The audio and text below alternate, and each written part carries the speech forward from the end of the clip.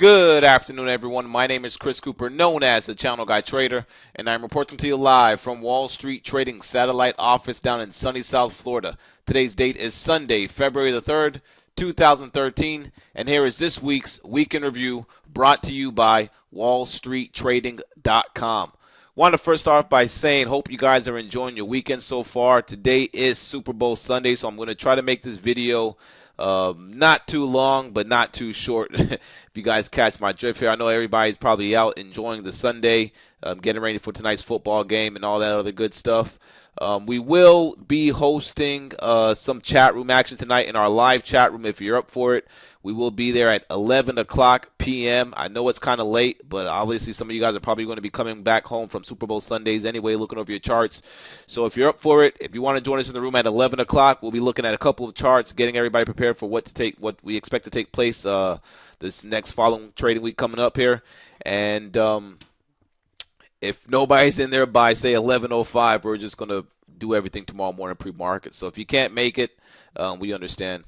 Either way, let's go ahead and talk about the market here. We have a lot of stuff to talk about, so let's get started. First of all, I want to start by taking a look to see how the indices closed the week out. Pretty much everything was up 0.5% or higher.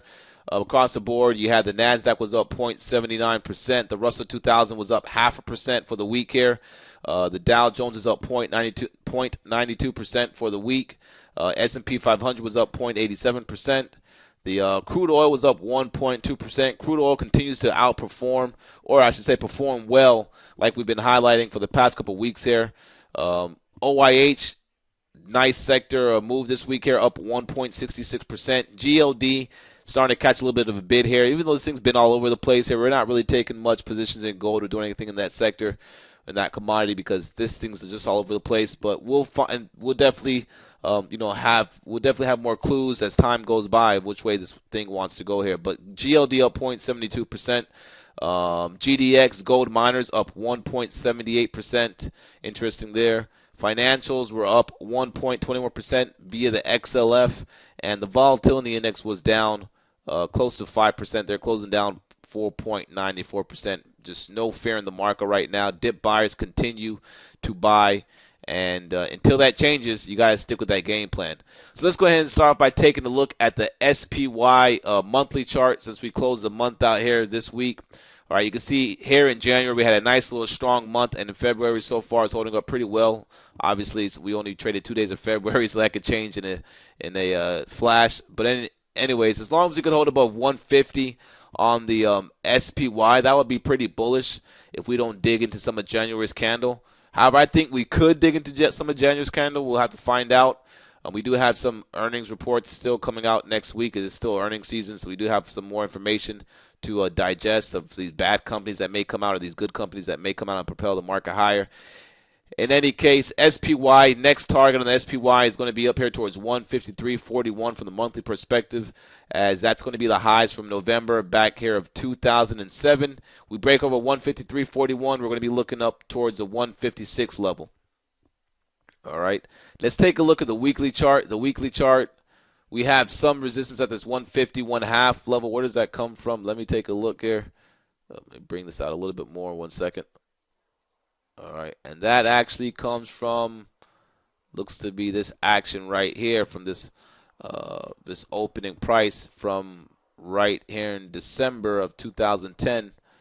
All right, that opening price is 151.28. That high, that candlestick is 152.89. Keep those numbers in mind there. 152.89. The opening price of 151.28. So let me actually fix this up here real quick. 151.28 and fix that. All right. So you can see here now that we closed right at some resistance.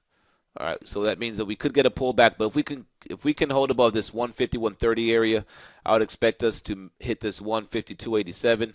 Taking a look at our closing prices here, you can see we've been up for about 1, 2, 3, 4, 5 consecutive higher closes in a row. Can it continue? It sure can, because it is a trend, but we'll have to wait and see what it wants to do here. Now let's take a look at the daily chart. Daily chart continues to remain and hold above the short-term fast-moving averages here. The 8 EMA and the 5 EMA. We did have some bears try to push this market down on Thursday, but the bulls came right back and bought it up off that jobs number. Even though the jobs number, I believe, went from 7.8% to 7.9%, I think it was. So it went up like 0.1%. But either way, they love the jobs number, and we continue to trend higher. Stick with these short. Now that we know that these short-term moving averages have been holding back here since. Sorry about that. Trying to zoom in here. Have been holding since back here.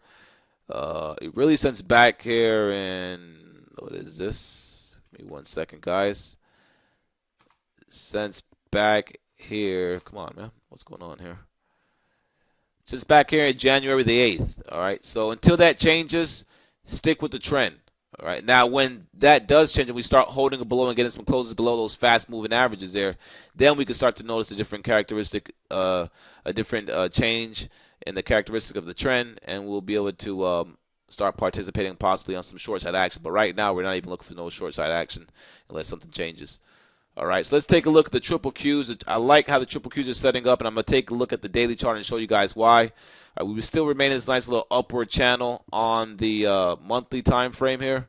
We did get a nice little higher close for the month of January. As you can see here, and so far February is actually holding up pretty well. All right, if we can get above this 67.80 level or so here and break above January's highs, we're going to be looking for a move up towards 68.88, then up towards 70. All right, taking a look at the weekly chart.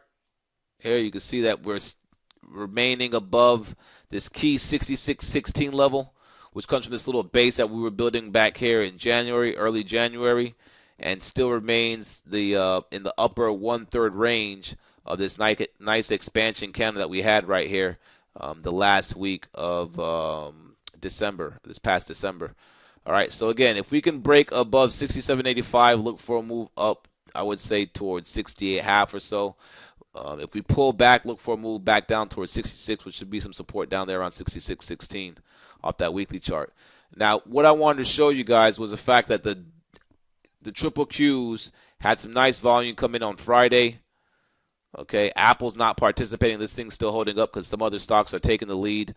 All right, and now that we're back with this little red zone that I have highlighted right here, which is kind of the little consolidation supply zone that we had, that I've been mentioning here. We had some shorts, we had some longs get trapped last week. What was the last week? Tuesday. Now you can see we got a nice little close above that 67.38 level with some volume, right? Higher volume than we have had for the past. Nice little volume spike, highs that we have had since the past, let's see here, 3 weeks or so. So that's pretty interesting. A break over the highs of 67.78 should take us back up again towards these 68.50s or so. And we're going to try to chomp through all this little overhead supply that we have in this little range right here, guys, okay? Let's see here. So that's that. Again, if we sell off, look for some support down here around 66.85 or Friday's low, 67 or so. Taking a look at the IWM continues to make a nice uptrend, steady move higher. All right, if we continue to hold above 90, look for this to continue higher. If we break below 90, maybe look for this to pull back down. All right, this thing's a nice little powerful uptrend as well, continues to make new all-time highs.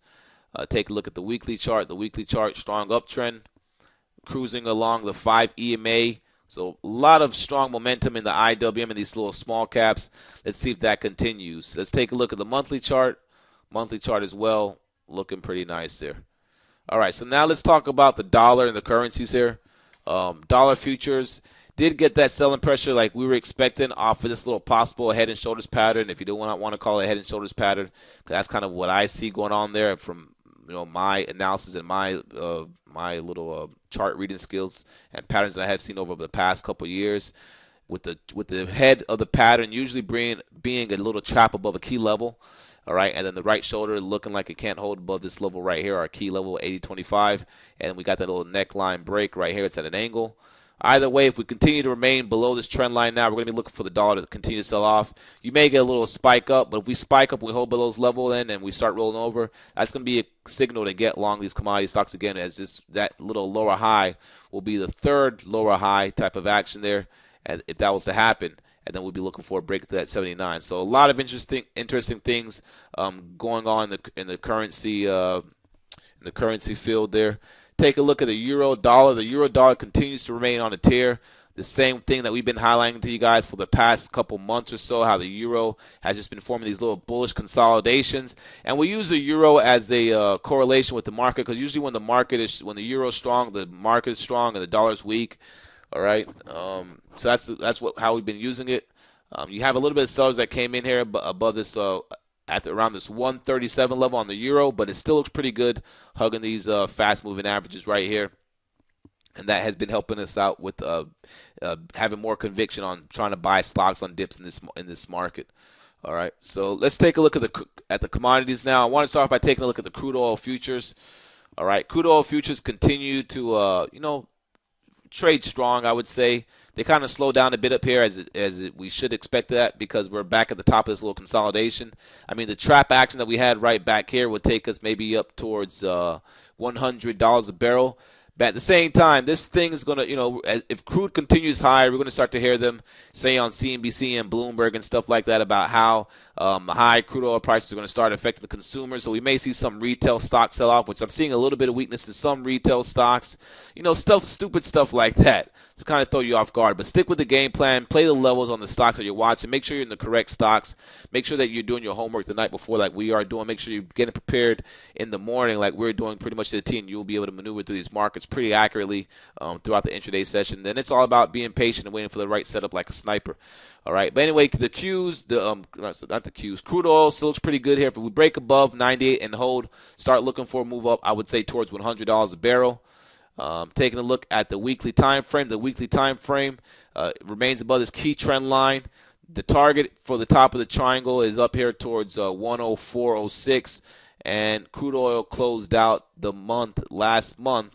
Pretty nice here. So far on the crude oil monthly chart, we have 1, 2, 3 consecutive higher closes. So it's starting to trend a little bit. On the weekly chart, we have 1, 2, 3, 4, 5, 6, 7, 8 higher consecutive closes on the weekly chart. So again, if you guys been watching these videos, I've been highlighting the fact how we were expecting crude oil to get a nice little bid down here, down around 88. That's been working out pretty much to the T. And I am expecting a big move in the crude oil, maybe near the end of this quarter, or say this end of next quarter.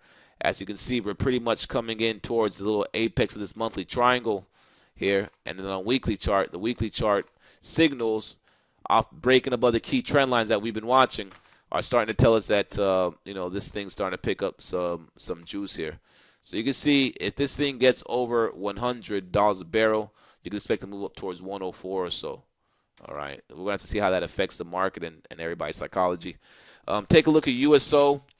Highlighted the fact how USO was kind of lagging ever since we were right here ever since we were here on Monday's close, and we highlighted the fact how USO would make it towards that gap fill towards 35.57. That happened, and now we're consolidating in a range between 35 and 35.57 right here. If we can continue to consolidate between this range, we're going to be looking for a move up towards this 36.36, back up towards the top of the band, the same way that crude oil futures are up there towards the top of the band. All right, so. And you guys that like to play some slow type of ETFs here, you can maybe look at purchasing some calls on the USO or selling some puts against this 35 level. All right, so we'll see how that sets up. We'll keep you guys up to date with that. Take a look at the USO weekly chart, same type of ordeal here.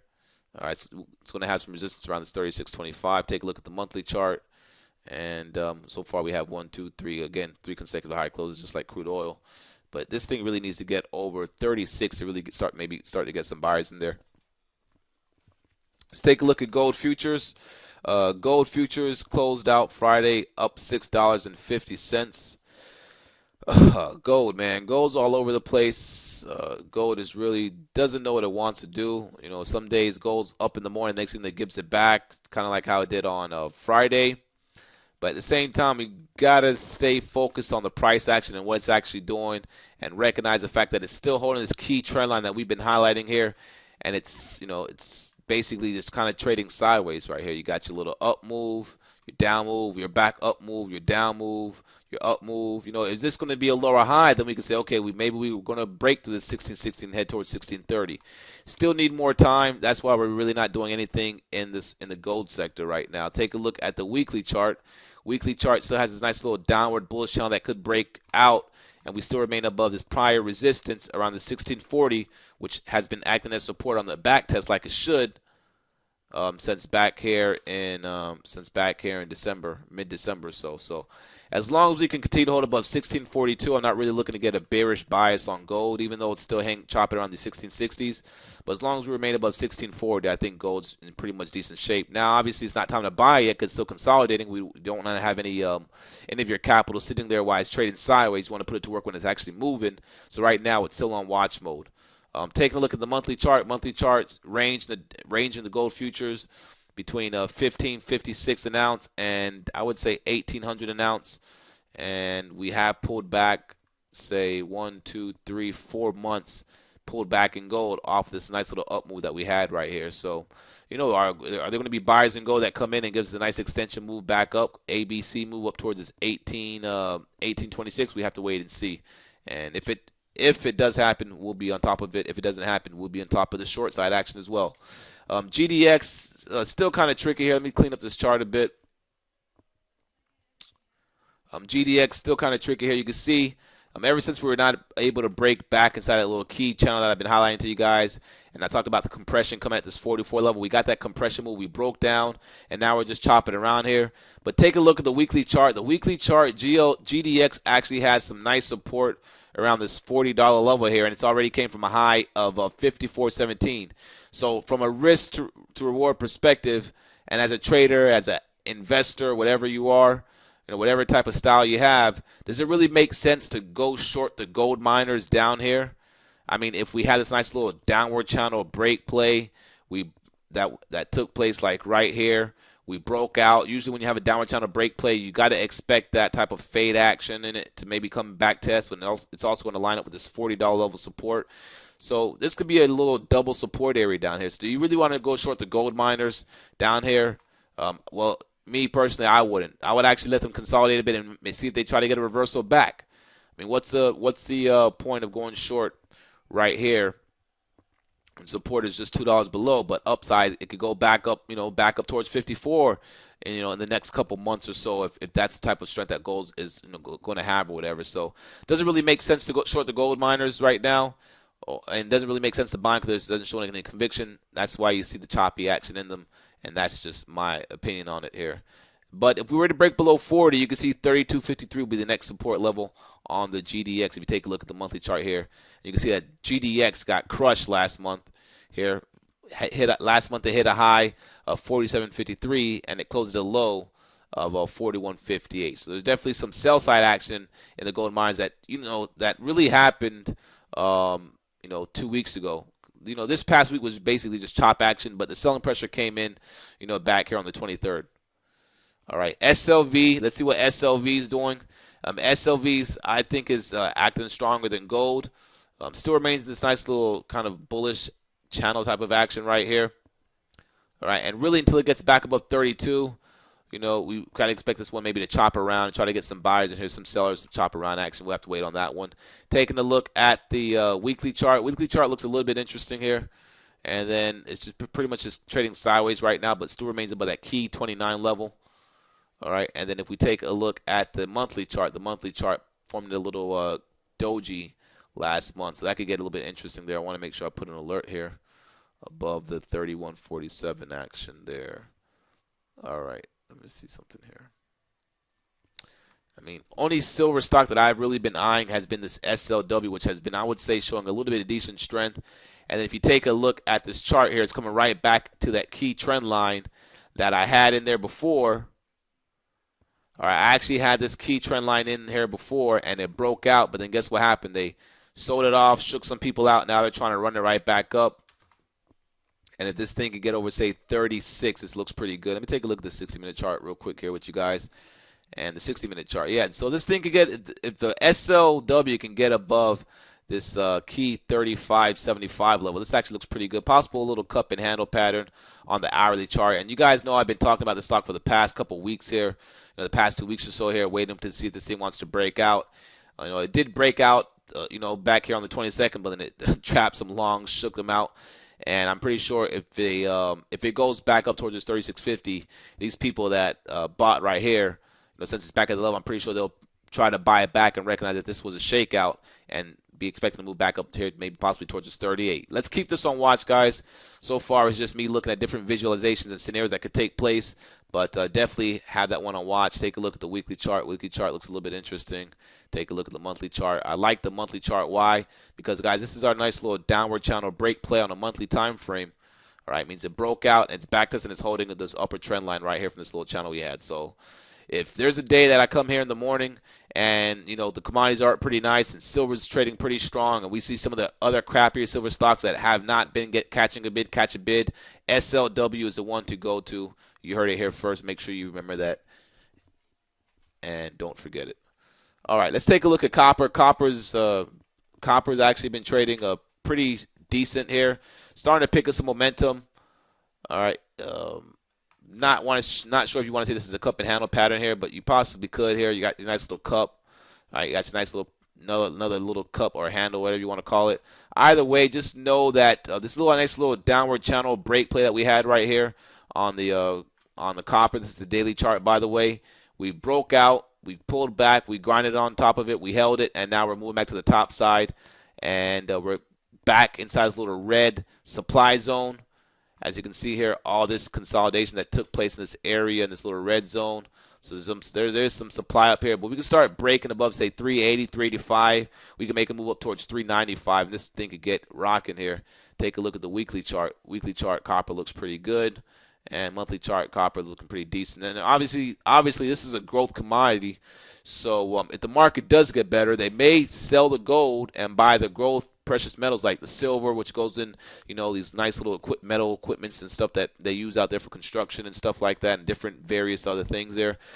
Copper, which goes in wires and building to help build houses and all that stuff. You guys know the whole fiasco there. But either way, just know that this copper is actually trading pretty decent. FCX would be a play off of it, so would SCCO. FCX, ever since they announced that they were acquiring those energy companies back here, the stock actually has been trading pretty well. That was definitely a buying opportunity. And now, as long as it can hold above these 35.77s or gets above 36, I think this thing can actually have a chance to move up towards this gap fill and finish filling up this gap. I mean, you think about it, they're getting involved in the energy business. Energy is going up right now. Energy stocks are getting better. And they're in the copper business, and they're in the precious metals with the gold and everything. So this is actually a decent stock. If you take a look at the 60-minute chart, has been shaping up pretty decent. It hasn't been the best trading stock out there. I think it still needs to catch a better bid, but it is actually trading pretty well. SCCO, obviously a little bit cleaner. It's a nice little uptrend. They gapped down on the earnings, but it's been holding this little 39 bid. If you take a look at the 60-minute chart, 60-minute chart looks a little bit interesting. Over 40.25 will probably give it a move up towards gap fill up towards 41.25. This one trades all right. I'm not a big fan of trading this stock, but if copper stocks are strong one day that we come in and copper's up a lot, these are going to be two go-to stocks to go to, SCCO and FCX, as they are in the copper business. I'm not sure MCP is dead. They're not in copper. They're in like the rare earth metals. I just want to take a look at the chart real quick here. All right, so I talked about that. Let's talk about the VIX real quick, then we'll talk about some stock charts and all that other good action. The VIX continues to remain weak, as there's no fear in the market. You can see they try to pop it and close it above 14, but once they close it above 14, the next day they knocked it down there, as you can see. And right now there is just no fear in the market. Until that changes, then we'll continue to expect the VIX to fade to the downside. All right, so what am I seeing out there? Semis broke out of the triangle that we've been discussing on the weekly time frame here. All right, SMH. Actually, I have it on the SOX. This is where I have it drawn up on here. All right, SOX breaking out this nice little triangle. Looks pretty good. Next target on the semiconductor index is going to be up here towards 440. It's about 20 points higher. All right, if you take a look at the monthly chart is still trading sideways. We haven't made really any higher pivot or anything like that, but you can see here how this thing could pretty much go towards 440 All right, and then take a look at the daily chart. This thing's above that little supply zone right here that we had before. Same example I've been showing you guys in the crude oil, the Baidu, and all the good stuff you can see here. It takes a little bit for it to break through all that supply, but once it gets above all that supply, demand starts to come in and starts to pick up a bit. Keep it on the semiconductor stocks. One that I have on watch, all right, you can take a look at MCHP. This one's a pretty decent one. MCHP looks pretty good. You could take a look at XLNX. That one looks pretty good. LLTC. Let me bring up my list here real quick.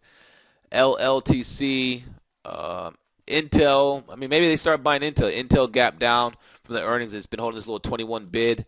Maybe it wants to go up towards 22. You probably have about a point there. But one thing to take note of is that the volume has been pretty low the past 3 days. So keep that in mind. Cree, this one has been trading pretty decent. You know, take a look at Cree. Cree's been trading pretty well. And see what's Texas Instruments doing. TXN. Oh, that's TXN here. Texas Instruments looks pretty good as well. Maybe take a look at TXN. If you take a look at the hourly chart here, hourly chart looks pretty decent. Nice little uptrend there. And one other one that I wanted to talk about here was Qualcomm. Qualcomm looks interesting. Gapped up from earnings, and they faded it, and now it's an inside day from Friday's action. Keep an eye on this above 68.85. Could maybe start to make a move higher. We have that one on watch. We have that one on watch for sure. And then we have CLAC. I want to talk about CLAC. CLAC was definitely a strong semiconductor stock out there. Had a nice little move from the earnings gap, pulled back 4 days in a row, kind of like a little bull flag channel action right here. And over these highs, could definitely make a move back up above 57. All right, what else do I see going on out there? So the energy sector is looking pretty strong. We've been talking about the energy sector since we talked about this ERX catching a bid here. And this thing has been off to the races. If you take a look at the weekly chart of ERX, you can see it's above the $60 level resistance that has been acting as resistance since back here. Actually, I would say since back here, since we broke the support. Ever since we broke the support back here in 2011. What month is this here? August 1st, 2011 here. Ever since we broke below that 60.25 level, we've been holding below that there. So now that the fact that this actually had a nice little close on a weekly basis above it, and these moving averages starting to curve up, we definitely have to pay close attention to this energy sector like we've been doing over here at the Wall Street Trading and keeping you guys involved in that. Some strong stocks out there. Take a look at Hess. Hess is in the news, so it trades kind of crazy. I believe there's someone out there looking to take a stake in the company. But either way, it's holding up pretty well, trading pretty nice. NBL is one of the stronger names out there. Okay, and I said I wasn't going to make this a long video, and I already see it's going on 30 minutes. I'm going to try to stop it at 30 minutes here. We got about 2 minutes left.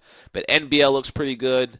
SLB is one that I have on my buy radar. I actually have some nice little channels on it here that is showing me that this thing's consolidating a bit up here, and this thing looks to make a nice little possible pressure move right through these area right here. So a little shake out there. Either way, I have SLB on watch. Keep that one on your radar. You can also take a look at some other technology companies that are doing pretty well. eBay. eBay looks pretty good. CELG, Celgene. We caught this one for a nice move on Friday in the morning. We caught like about 1.5 points, and then some people caught 2 points because they rode it to the 102 target. If you take a look at the weekly time frame, this thing's breaking out above this key 100 level. Take a look at the monthly time frame. This thing's just on a tear. One thing to be cautious about, though, is to see if this is a fake. This is like a little trap breakout to get some people involved, and then they break it back below 100 and wash it out. But if it continues to hold above 100 and takes out Friday's highs, this thing can have some nice momentum. So that's about it, guys. I just wanted to give you guys a whole general market overview and give you guys some stocks to watch. We'll obviously we'll be going over more names in the morning in pre-market, and possibly tonight if we get together at 11 o'clock. Again, we're not sure if we're going to do it tonight. If people are in the room, we'll do it. If not, we'll just get together tomorrow morning. I mean, it will be kind of late. So in any case, have a great day, guys. Hope you guys enjoyed the video. Make sure you check out our website, wallstreettrading.com. Follow us on Facebook at Wall Street Trading. We post a lot of information in there, levels to watch during the day, the pivots, the news sources, all that good stuff, guys. Have a great day. Enjoy the Super Bowl. Don't eat too much and do not drink too much. Cheers.